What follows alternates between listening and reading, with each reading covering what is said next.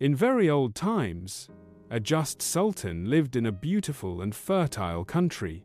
The sultan had a beautiful wife and 3 children. One of his children was 24 years old, one was 22 years old, and the youngest was only 1 year old. While the sultan was ruling his country in peace, a terrible disaster occurred one day.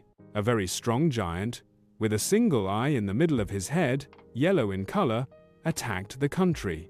This giant kidnapped the sultan's world-beautiful wife and took her far away. The sultan assigned all his armies to rescue his wife. However, no matter how many soldiers were sent, no one succeeded against the giant. The giant had magical powers, and no one who approached him could harm him. The sultan became more and more sad day by day. Even though he ruled the country, the pain in his heart never ceased. Years passed.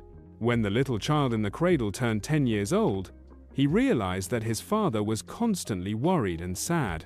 He asked his older brothers why his father was so sad. First, the eldest brother, then the middle brother went to their father, but their father did not tell them this big secret.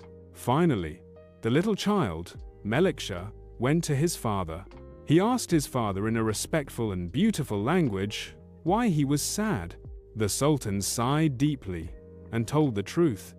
Meliksha, when you were only 10 years old, a one-eyed giant kidnapped your mother. He said that he has the magic powers of a demon, and no one has been able to touch him until today. When Meliksha heard these words, he was very sad, but he did not lose courage. He went outside and told his brothers about his father's problem and suggested that they set out to save their mother. 3 brothers had made their decisions and immediately made preparations. The 3 brothers set off by taking 3 horses. Their older brother's horses were strong and showy, while Meliksha's horse was a weak and skinny horse. They went a little, they went a long way.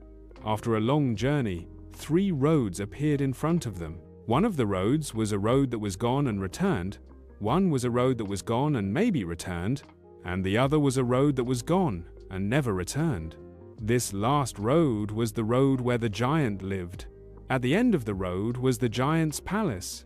Meliksha chose this road without any fear and proceeded towards the palace. When Devin reached the palace, he saw that the walls of the palace were very high, about 5 meters. Meliksha, gathering all his courage, climbed these high walls and entered the palace. When he entered, he saw his beautiful mother in front of him.